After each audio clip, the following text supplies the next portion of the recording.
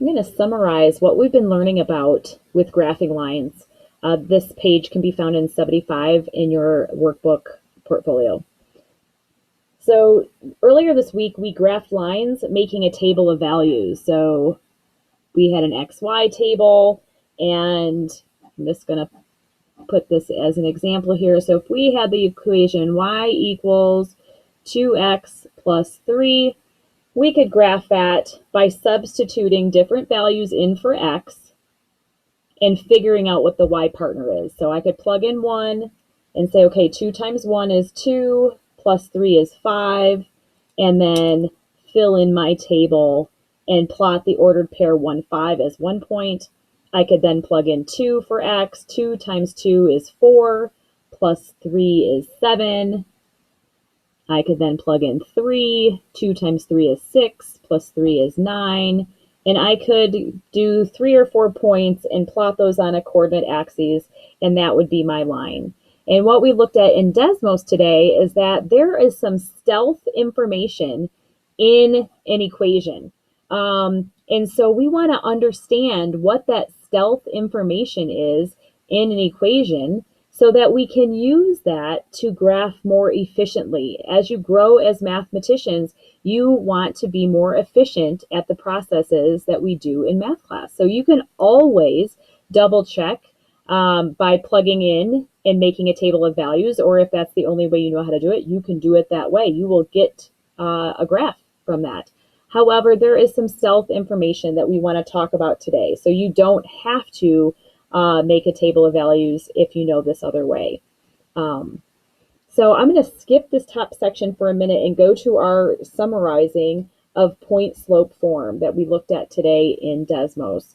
The learning standard that we're looking at here is 4.1, which is I can graph horizontal, vertical lines and lines in slope intercept form and point slope form.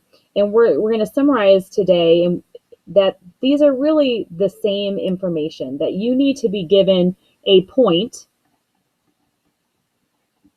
and slope in order to graph. And slope intercept is just a specific point, being the y-intercept and the slope. But if you know a point and a slope, you can graph anything. And so what we noticed today is that when you're given an equation in this form, there is some stealth information in here, and then we're going to write about what that is. So m we've talked about as being slope. We defined that as slope, and the number out in front of x, or out in front of our parentheses, is the m value. That was in all 6 of our examples that held true. So I'm going to highlight where I see the m in yellow. So that's going to be our slope. And that when we had a value that was being subtracted for x, or the value that's in the parentheses with x, that was related to this spot in our ordered pair for a point on a graph. So x1, y1, or x sub 1, y sub 1 is a point on the line. It's a point on the line, and it can be any point on the line. It doesn't have to be a specific point, and we'll talk about that when we look at slope intercept form. But what I want to note here is that we have this x value here, and so it makes us need to train our brain to do the opposite of what we see in our equation for this coordinate. So I think, think opposite of what you see in the equation with x. So because I have a negative here, I want to think opposite of that for what I put in here. And we'll look at this with some examples in just a moment. And finally, what's being added on the outside of the parentheses, so we have this plus and then our y value, that is the y coordinate of a point on our line, and that will always be true. So I survived high school math without understanding this or seeing the point of this. I always used slope-intercept form or made a table of values. But I will say that if you understand it, it is super efficient. So I'm going to work with you to try to help you understand the stealth information that's in this form, because it's going to make you a more efficient mathematician and give you some more flexibility in graphing lines. So the number in front of x is always the slope. So this number outside of our parentheses or in front of x, there's multiplication there. It's always m times x, or the slope times x. So I'm going to highlight that in yellow. So everything, the constant or the number that's in front of x is always the slope. So if I need to name what the slope is, I can look at that number in front of x, and that's the slope. So for this one, the slope is going to be 4/5. For this example, the slope is going to be -2/5. For number 9, the slope is going to be 4. For number 10, the slope is going to be -5. For y, the slope is going to be -1/2. For 12, the slope is going to be 6. And for 13, the slope is going to be 6. It's always the number being multiplied by x, even when that's outside the parentheses. So it's always that number when you have your equation set to y equals. That's a key thing.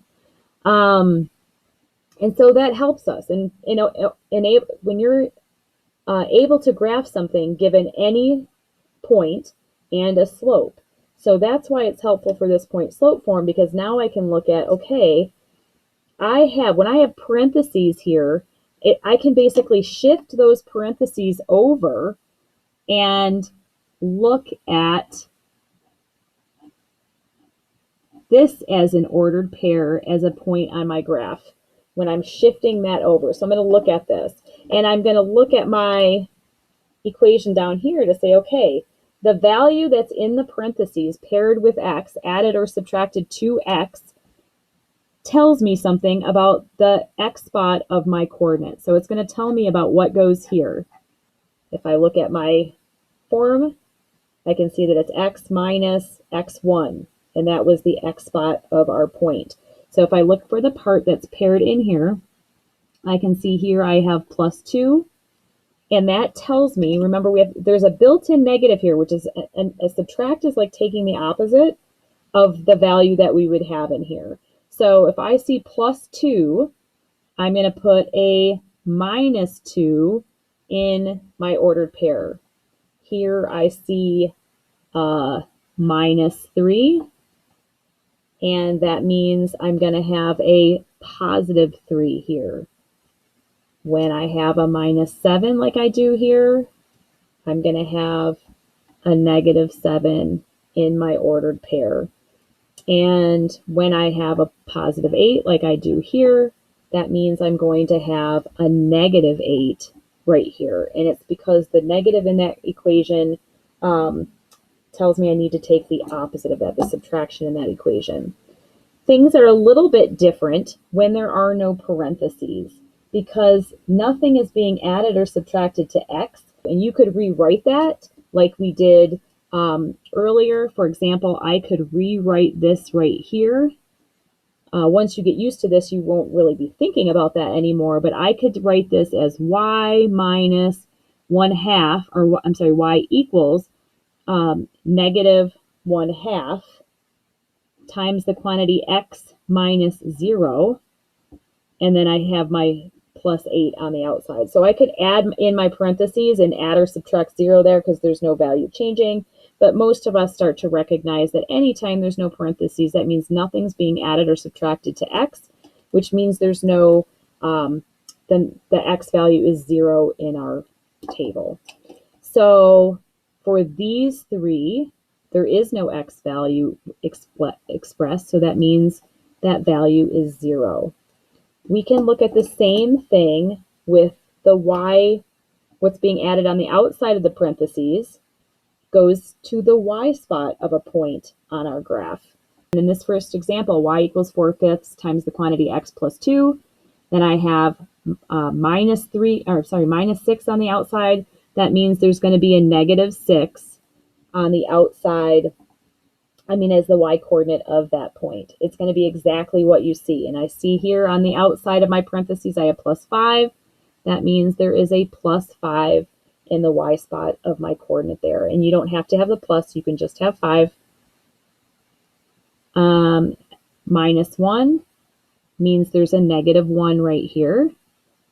If I have nothing here, remember that's like adding 0. So that means there's going to be a 0 right there. Here I have plus 5, so I can just write that as 5 minus 10. And nothing is being added here, so you can imagine that's like adding 0. And so I would have a 0 here. So if nothing is being added or subtracted to the x, and there's nothing on the outside of parentheses, a graph like y equals 6x means it goes through the origin, 0, 0. Remember, we had that on our first day of notes on this. That's called the origin.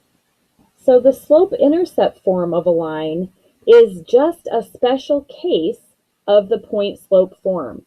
So a y-intercept, the y-intercept is a point on the y-axis. So this right here is the y-axis, and oops, can't see that. This point right here is on the y-axis. So any point that crosses the y-axis has an x of 0, because it's not shifting horizontally at all, and then wherever it crosses the y-axis. So 0, 4, 0, 1, 0, negative 3, 0, negative 6. And this is often referred to as 0b, and b is a variable that represents any point on the y-axis. So any point on the y-axis is called a y-intercept, and it often is referred to as 0b. If we substitute the point 0b in for x1, y1 as the ordered pair in point slope form, we get y equals m times the quantity x minus 0 plus b.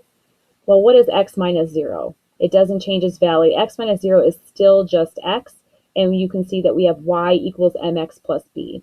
So this, we just said, b is the y-intercept. So now we know that this is the y-intercept, and m is still the slope as we determined with point slope form.